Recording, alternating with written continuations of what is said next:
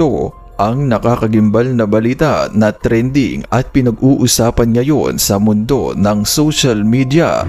Sa ikinasang ikalimang pagdinig ng Senate Blue Ribbon Committee ng mataas na kapulungan ng Senado ay tila nagkainitan nga sina Senator Rodante Marcoleta at Chairman ng Blue Ribbon na si Senator Ping Lacson. Pero bago tayo magpatuloy, kung bago ka pa lang sa aking channel ay huwag mo nang kalimutang mag-like, comment at mag-subscribe para lagi kang updated sa mga susunod nating video.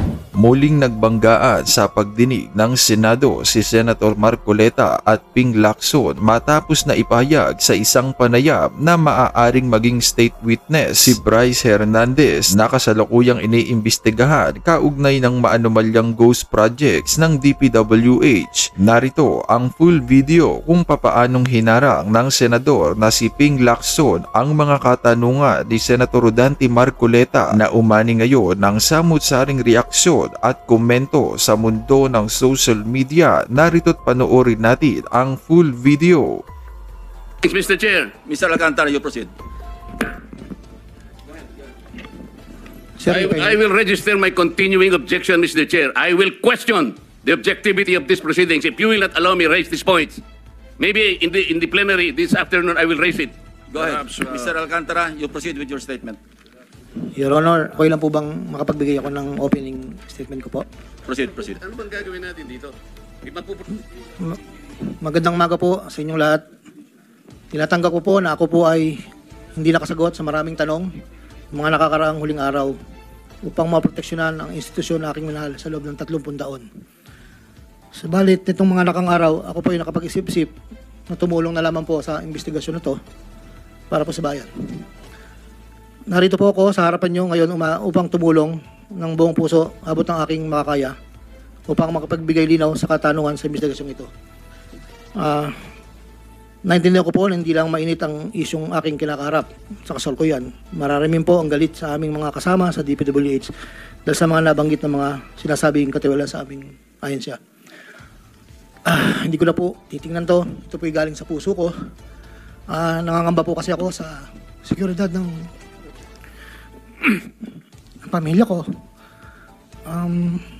Ito pong aking salaysay ay marami pong mga tao na mababanggit at ako po ay humingi ng tawad sa mga tao na to, pero kailangan ko pong sabihin yung katotohanan. Hinihiling ko lang po sa ating buting chairman, sa ating Secretary Justice po, na maproteksyonan po yung pamilya ko. Medyo napakabigat po ng mga babanggitin ko rito. At ito po ay malalaman po natin ngayong umaga. At ako po ay in good faith sa lahat po ng mga senador nandito, sa ating secretary at sa mga nandito po lahat. Simulan ko na po ang aking inandang salaysay, Your Honor.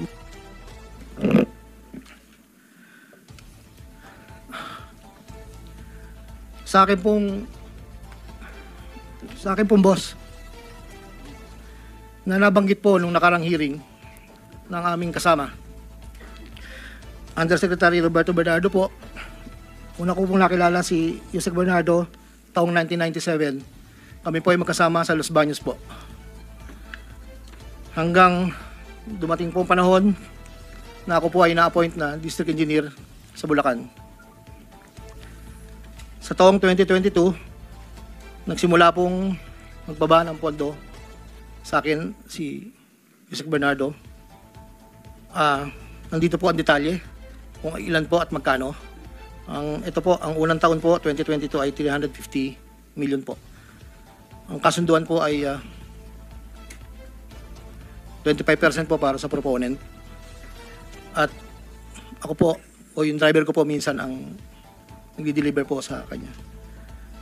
Noong 2023 po, meron na rin po mga bumaba. Dito po, naka-specify po lahat kung ang titulo, ang title po ng project, amount, at kabuang ibinaba po ang aking boss.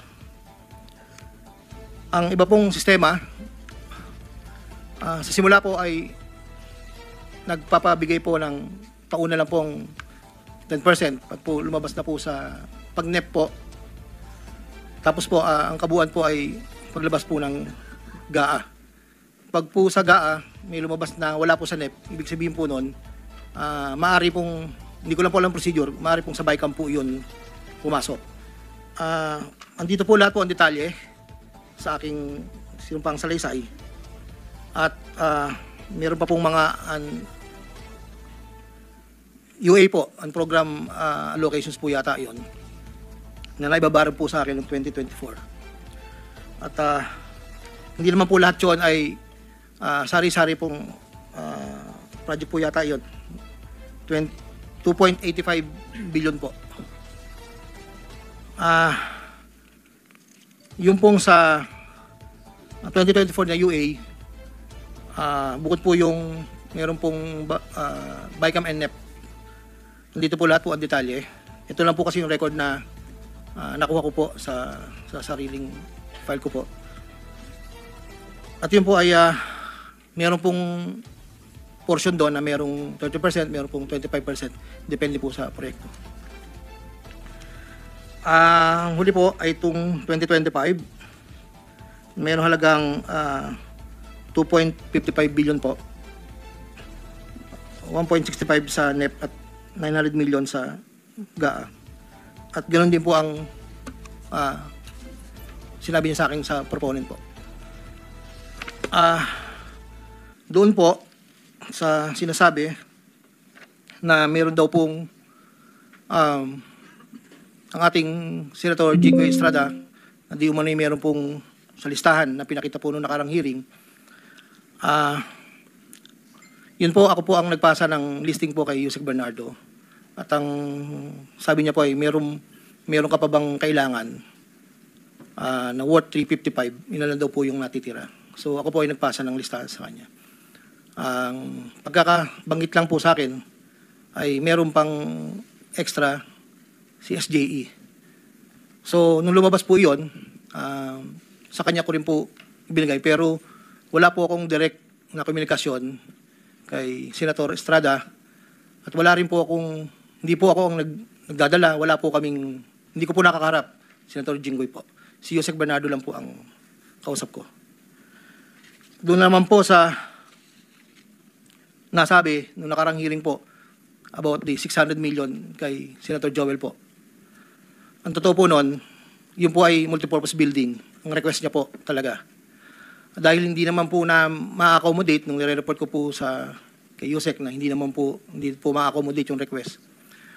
Nagkaroon po ng idea, kami dalawa po ni Yusek Bernardo na tapatan na lang kung sa kwentahan lang po na ang proponent ganito, parang daw po mapagbigyan. So, nagpasa po ako ng listahan without the knowledge of Senator Joel. So, lumabas po yung pondo, I think, UA po. So, hindi po alam ni Sen na yun po ang pinalit namin sa multipurpose building. Wala pong alam si Senator Joel.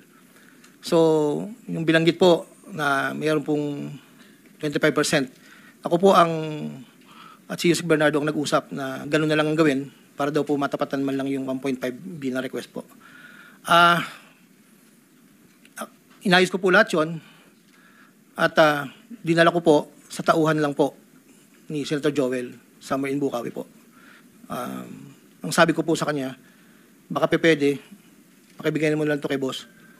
Tulong ko to, kung ano man ang future na plano niya, yun po ay tulong ko. Pero hindi niya po alam na doon ko po kinuha sa flood control po. Ang pangapat po, taong 2021, nakilala ko po si Congressman Saldico. Sa pamamagitan din po ng numero po, binigay lang po sa akin ni Yusek Bernardo. Hindi ko na po nilagay. Kasi po hindi naman po kasama siya nung kami nagkita sa Shangri-La, BGC. That was 2021 po. Ang unang usapan po namin ay susubukan pong makapagbaba ng pondo kung pwede po sa distrito ko. Taong 2022 po, unang bumaba po ay nagkakahalaga ng, tanda ko po, nandito po sa record, ay 519 po ang pagkakatanda ko po. After po noon, 2022, So, yung 519 po, ang... Excuse me, engineer. Para mas maliwanag, basahin mo na lang yung sinumpang salaysay mo para hindi ka naliligaw. Opo. Para walang na-omit, walang nadadagdag. Mag-stick ka doon sa sinasabi mong Yes po. sinumpang salaysay. Ito po. Simulan mo na lang doon sa simula. Oh. Basahin mo na lang ng dahan-dahan. Noong Agosto o Setyembre 2021, nagkakilala kami ni Congressman Saldico. Simulan mo sa simula mo na yung sa simula nung gist ng yung salaysay. Yes, Huwag po. na yung opening. Una kong nakilala si Undersecretary Roberto Bernardo. Kasama kami sa Laguna. Na-promote siya nag-promote siya hanggang Undersecretary. Si Yusek Bernardo ang tumulong sa akin para may talaga ako bilang District Engineer sa Bulacan First DO noong 2019, panahon ng Secretary ng DPWH si Secretary Mark Villar. Nung panahon na yun, ang tanda ko po, Undersecretary for Operations sa Visayas, si Yusek Bernardo. Taong 2022, na magsimulang magbaba ng pondo sa aking DO, si Yusek Bernardo, ang kasunduan ay 25% para sa proponent. Ang proyekto ayon kay Yusek Bernardo, ang kabuuan ng mga proyektong naibaba ni Yusek Bernardo sa aking DO ay nagkakahalaga ng 350 million na sumusunod. Nandito po. Noong 2023, ang kabuuan ng mga proyektong naibaba ni Yusek Bernardo sa aking DO ay halagang 710 million. Mula sa halagang ito, 450 million ang pumasok sa NEP, 260 naman po ang sa GAA. Ang para sa proponent, 25% po, at may advance ito na 5 to 15 na kalimitang hinihingi ni Yusek Bernardo kapag ganap na ang NEP base sa pagdinig sa Kamera del Representante. Samantala ang pondo ng BICAM ay may advance payment na 5 to 10 na kalimitang hinihingi matapos ang deliberation ng BICAM at ang balansa ay babayaran pagbuo paglabas ng GAA. Ang detalye ng mga proyekto ay nandito po. Noong taong 2024, may kabuuang pondo na 3.3 billion, 150 sa NEP, 300 million sa GAA, 2.85 sa UA. Nung naipababa ni Yusek Bernardo sa aking DO, muling nagpatuloy ang 25% na bayad sa proponent ng mga proyekting to na binibigay kay Yusek Bernardo. Tulad ng 2023, ang usapan ay mayroon ding advance payment, depende na lamang kung ito NEP o GAA. Kaya limitang inutusan ko ang aking driver na dalhin ang proponent kay Yusek Bernardo, minsan po sa parking ng Diamond Hotel. Ang detalye ng NEP 2024 ay may andito po nakasulat po. Ayon kay Yusek Bernardo, ang GAA insertions ng 2024 na magkakalaga ng 300 para po 300 million na para kay, sabi niya po sa akin, para kay Senator Bong Revilla na noon ay kumandidato bilang senador para sa 2025. Sinabihan ako ni Yusek Bernardo, Henry, kay Sed Bong yan, baka gusto mo tumulong sa kanya. Dagdagan mo ang proponent, ikaw na bahala. Sinabi ko kay Yusek Bernardo, sige po boss. Kaya po imbis na 25 ay naging 30 ang naging proponent doon po sa tatlong project na nakalagay po dito. Ang project po ay construction of flood control structure along Angat River, Sipat Section Plaridel. Construction of flood control structure along Angat River, Lumang Bayan. Construction of flood control structure along Giginto River, Malis Section, Giginto. Ang total po ay 300 million po. Yun po ay ayon kay Yusek Bernardo. Never ko pong nakakausap si Senator Bong Revilla. Never po. Makikita sa listahan ng mga proyektong galing sa U8 2024 na hindi lamang flood control ang mga proyekto, subalit ang proponent ay naglalaro sa 25 hanggang 30%. Noong taong 2025 ay may kabuuang halaga na 2.55 billion ang naipababa ni Yusek Bernardo sa aking DO. Tulad ng mga nakaraang taon, ang proponent ay natiling 25% sa kabuuang halaga ng pondo na naibaba ni Yusek Bernardo sa aking DO. Ang detalye ng proyekto ay nandito po, marami po ito. Taong 2022, yun nga po, nabanggit ko kanina, humiling si Senator Joel Villanueva ng proyektong multipurpose building, ikakalaga ng 1.5B. Sa halagang 1.5B ay 600 million lamang ang napagbigyan na pondo para sa multipurpose building. Hindi ito napagbigyan, kaya napilitan kaming gumawa ng paraan ni Yusek Bernardo. Hindi humingi ng partikular na proyekto o porsyento si Senator Joel, pero inutos ni Yusek Bernardo bigyan na lamang ng proyekto na may katumbas na 150 million na proponent. Dahil dito, nabigyan si Senator Joel ang proyektong Unprogrammed Operations ng 2023 nagkakalaga ng 600 million na pawang mga flood control ng mga proyekto at kung saan susumahin na 25% ng proponent ay may halaga na 150 million. Hindi alam ni Senator Joel na flood control ang mga proyektong nailan sa kanya dahil ang aking pagkakalam ay ayaw po ni Senator Joel ang project na flood control. Ang halagang 150 million dila ko sa rest house sa Barangay Igulat, Bukay, Bulacan na iniiwan ko po sa tao niya na ang nagangalan lang pong Peng. Sinabi ko kay Peng na pakibigay na lang kay boss, tulong lamang yan para sa future na plano niya. Hindi po nila alam na doon galing yon sa flood control. Matapos po na hindi na po kami nagkausap. Sa kay Senator Jinggoy naman po, sa pagkakatanda ko, nasa 2024 budget hearing kami sa Senado. kasama ko si Yusek Bernardo sa pagitan ng alas 9 hanggang alas 10 ng gabi.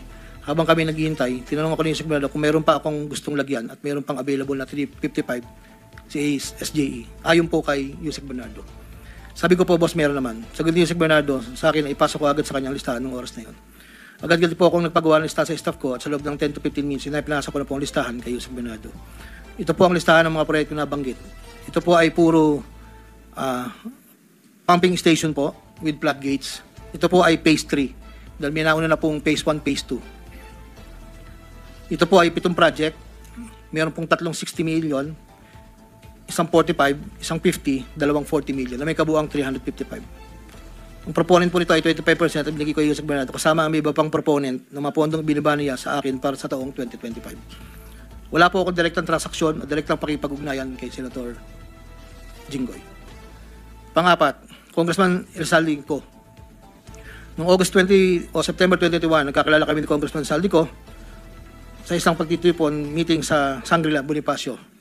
Doon ay napag-usapan namin ang plano ni Kong Saldi na sumubok na magbaba ng pondo papunta sa aking distrito para sa iba't ibang proyekto. Pagkalipas ng higit kumulang na isang buwan mula sa aming unang pagkikita, ako ay nagpasa sa kanyang listahan ng mga proyekto na may kaugnayan sa flood control at ang mga proyekto yung tayo lumabas sa General Appropriations Act of 2022 na nakakahalaga ng, dito po, 1, 2, 3, 4, 5, 6, 6 na proyekto po to. At ang pagkakatanda ko po to ay 519 million, ang una po. Sa pagitan ng 4 na taon, mula 2022 hanggang 2025, naging tagapagtaguyod si Kong Saldi ng mga proyekto sa Bulacan First. May kumulang 426 na proyekto. Ang kabuang halaga ng proyekto nito, ayon po sa nalakap kong record, ay hindi bababa sa 35 billion, 24 million pesos.